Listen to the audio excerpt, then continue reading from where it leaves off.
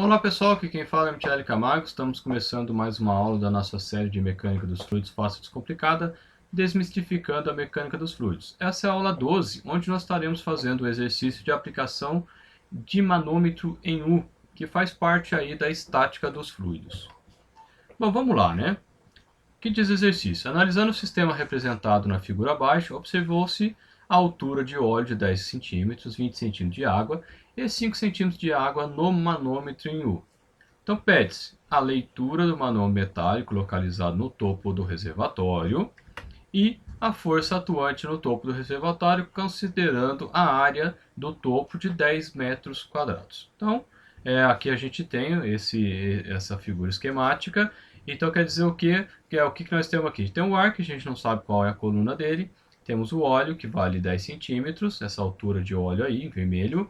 E em azul, né, dentro do reservatório ainda, a gente tem 20 centímetros de água. E lá no manômetro, a gente tem a altura de 50, no caso do manômetro, 50 centímetros de água ali no manômetro em U. É claro que esse aqui é um exercício didático, os valores aqui são completamente sem noção, digamos assim, né? Não tem o objetivo de estar representando a realidade, que é só a aplicação, mas no fundo é a mesma coisa. Bom, quais são os dados? Massa específica da água, 1000 kg por metro cúbico. Do massa específica do óleo, 800 kg por metro cúbico. A gravidade, a aceleração da gravidade igual a 9,8 metros por segundo.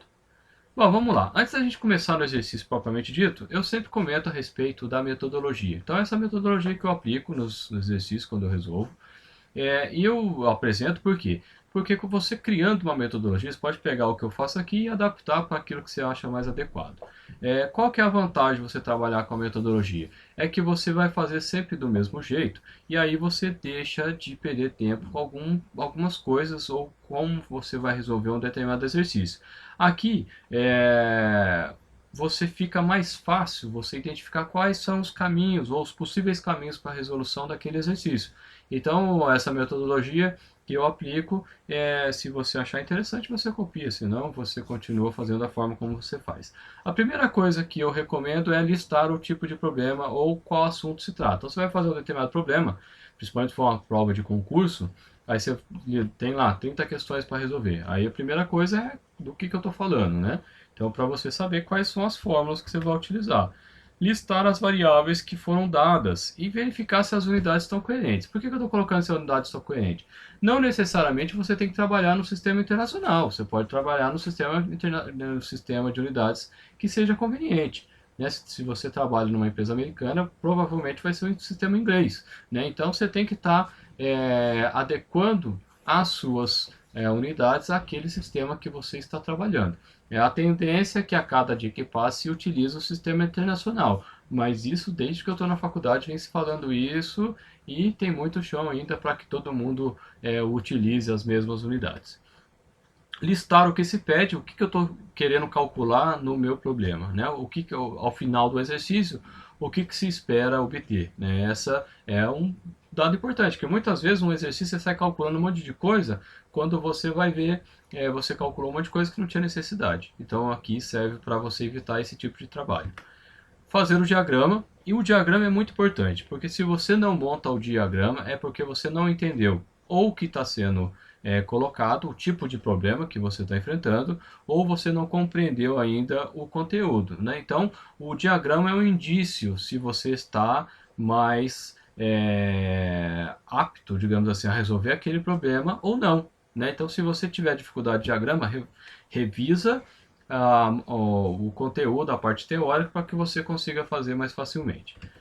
E listar as hipóteses, aqui em mecânica dos fluidos, sobretudo, termodinâmica, é muito importante você citar quais são as hipóteses, né, transferência de calor, por aí vai, porque você precisa dizer qual é o caminho que você está percorrendo e ou quais foram as hipóteses simplificadoras que alguns livros colocam.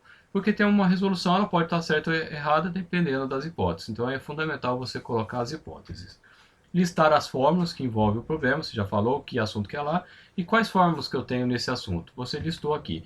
E aí sim você vai iniciar os cálculos. Você comparando o que o que se pede, com o que você tem, com as fórmulas, você sabe quais caminhos você tem para percorrer e aí você escolhe aquele que for mais adequado. Nem sempre a gente resolve na primeira tentativa, né? De repente você tem que calcular algumas coisas intermediariamente para depois chegar lá na frente e chegar no resultado final que você espera. Bom, vamos então ao exercício. Antes disso, eu gostaria de convidar você a clicar no link aqui embaixo na descrição e acessar a nossa loja, né? Então acessa lá, compra alguma coisa e ajuda a gente. E também tem um outro link aqui embaixo que você pode fazer parte lá do nosso grupo no Facebook. Lá a gente coloca materiais que a gente não coloca aqui. Então, se você quiser participar, é só clicar e entrar no nosso grupo. Bom, vamos aqui ao exercício, né? Listar o tipo de problema ao qual se trata. A gente está falando de estática dos fluidos, mais especificamente de manômetro em U. Quais são as variáveis que eu tenho que foram dadas? A massa específica, 1000 kg por metro cúbico, a massa específica do óleo, 800, aceleração da gravidade, a altura de água, né, a carga de água que eu tenho no manômetro, 50 centímetros, que é o equivalente a 50 vezes 10 a menos 2 metros, que eu estou transformando já, fazendo a conferência para o sistema coerente, que nesse caso é o sistema internacional. Eu tenho a altura de água dentro do reservatório de 20 centímetros, que fazendo a conversão 20 vezes 10 a menos 2 metros, tenho a altura de óleo igual a 10 centímetros, que fazendo a conversão também 10 vezes 10 a menos 2 metros. Né? Então aqui já tenho as minhas unidades dentro do sistema internacional. Qual que é a vantagem de você fazer a transformação aqui para o sistema coerente que você estiver utilizando? Porque você fazendo isso, lá na frente você não precisa se preocupar com transformação de unidades. Isso é uma maneira, né? Se você acompanha as minhas aulas, tem hora que eu faço assim, tem hora que eu faço de uma outra forma, que é justamente são várias formas de trabalhar, de várias maneiras de você percorrer um determinado problema, e aí você usa aquele que for mais adequado. A ideia é mostrar todos os procedimentos. Bom, seguindo, a gente tem também a área do topo, que é a área do topo do reservatório de 10 metros quadrados. Bom, vamos lá. Listar o que se pede. Ele pede a pressão do manômetro, lá em cima no topo. Ele pede qual é a força que eu tenho lá no topo, atuando no topo. Por que é importante essa força? Em função da pressão que eu tenho atuando no meu reservatório, esse tampo pode de repente estourar e aí eu posso ter uma catástrofe. Né? Então eu tenho que dimensionar esse reservatório para que ele venha suportar as pressões para as quais eu gostaria que ele suportasse. Né? Então, se eu fosse projetar do ponto de vista de estrutural esse reservatório, eu teria que fazer de trás para frente. Né? Qual é a força, qual é a pressão máxima que esse reservatório aguenta? Ele aguenta tal pressão. E aí eu parto para análise de forças, e da análise de forças eu vou ver quais são os esforços do ponto de vista da resistência dos materiais, em função do material que eu vou usar, se é um aço carbono, se é um alumínio, se é um aço inox, ou seja lá qual for, eu pego e calculo qual é a espessura de material que eu tenho que ter. Mas além disso, se eu for fazer um processo via procedimento de soldagem, união por soldagem, aí eu teria que ver qual é o tipo de solda que eu vou utilizar, se ela vai resistir ou não, e assim por diante. Né? Então, aqui são etapas, não, tudo que eu estou falando é só para você entender por que a gente faz isso. Né? E isso é assunto para mais para frente aí, que a gente pretende colocar no canal, mas vai demorar um pouquinho ainda. Bom, diagrama. Nesse caso aqui eu já coloquei o diagrama, é o próprio desenho, coloquei as medidas aí, só para a gente entender. Eu falei 50 centímetros no manômetro em U, 10 e 20 né, de óleo e água. Listar as hipóteses. Nesse caso, a gente está considerando fluido em repouso, porque se eu tiver um fluido de escoamento, aí eu tenho que lançar a mão de outras ferramentas para chegar para poder proceder nos cálculos. E listar as formas que o problema envolve. Nesse caso, pressão igual a ρgh, que é a transformação de carga de pressão em pressão num determinado sistema, neste caso aqui no sistema internacional, e também que pressão é força dividida por área, que eu vou precisar para calcular a força lá no topo do reservatório. Bom, continuando aqui, vamos aplicar a regra prática da manometria que a gente falou na última aula como que é. Aqui eu vou mostrar passo a passo como que a gente vai estar fazendo. Então, eu vou começar lá com o meu tiozinho, o nadador, ele está lá no manômetro. Lá no manômetro, eu tenho uma determinada pressão. O que ele vai fazer? Ele vai ter que sair de um lado e ir para o outro lado, né? Então ele vai mergulhando até chegar na outra ponta. Então ele vai para a posição abaixo ali, onde eu tenho o fluido, o óleo com superfície livre, quer dizer que ele está em contato com o gás. Eu não sei qual que é essa altura, daqui a pouco a gente vai falar qual é o bizu daqui. Depois eu vou descer, ele vai descer o óleo, descer é mais, eu estou aumentando a pressão. Por fim, eu chego no fundo do reservatório, né, mergulhando essa altura de 20 centímetros. Vou passar lá para o outro lado, lembrando que a pressão, quando a pressão ela é horizontal, é a mesma, porque depende da altura, né? Então tá, isso é óbvio até, mas a gente sempre está ressaltando. E por fim ele vai subir, a pressão vai diminuir e eu chego então no final outra ponta, que é a pressão atmosférica.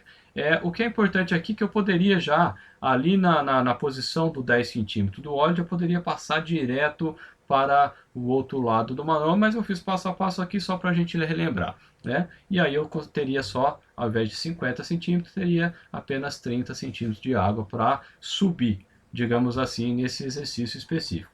Bom, fazendo isso, então fica, eu vim lá, saí do manômetro, pressão do manômetro, desci até o óleo, desceu é mais, então é ρ do ar vezes G vezes H do ar, em tese é isso aqui, mais, vou descer de novo o óleo, então é mais, ρ do óleo vezes G vezes altura do óleo, 10 centímetros, vou descer até o fundo, então é ρ da água vezes G vezes o H da água, vou passar para outra ponta, nesse caso, e vou subir. Então vai ser menos, porque eu estou subindo, a pressão diminui, ρ da água vezes a altura da água já no manômetro, estou identificando aqui que é no manômetro, vírgula, vezes a altura dentro do manômetro, por isso que tem esse mzinho aí de manômetro, e cheguei na outra ponta, que é igual então à pressão atmosférica. Veja bem, para um gás, a gente falou isso lá quando a gente falou do teorema de Stevin, a gente comentou que a variação de pressão em função de coluna de gás para pequenas alturas ela é desprezível. Então a pressão lá no manômetro ou a pressão na superfície do óleo é praticamente a mesma. Então a variação de pressão é praticamente zero. Então a pressão no manômetro é a pressão ali na superfície do óleo. É diferentinho? Mas é praticamente a mesma coisa, então a gente vai desprezar.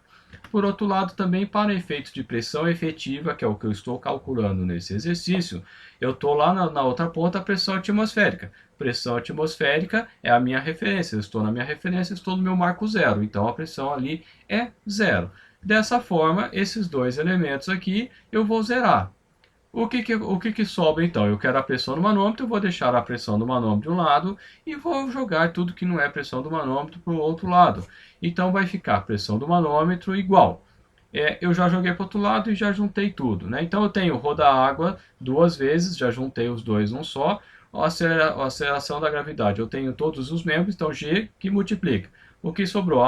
O ΔH da água, que é justamente o 50 menos o 30, vezes o ρ da água, menos, agora a pressão do óleo, porque eu joguei para o outro lado, então o sinal ficou menos, né? Ficou a massa específica do óleo vezes o ΔH do óleo, que é o 10 centímetros aí que a gente tem.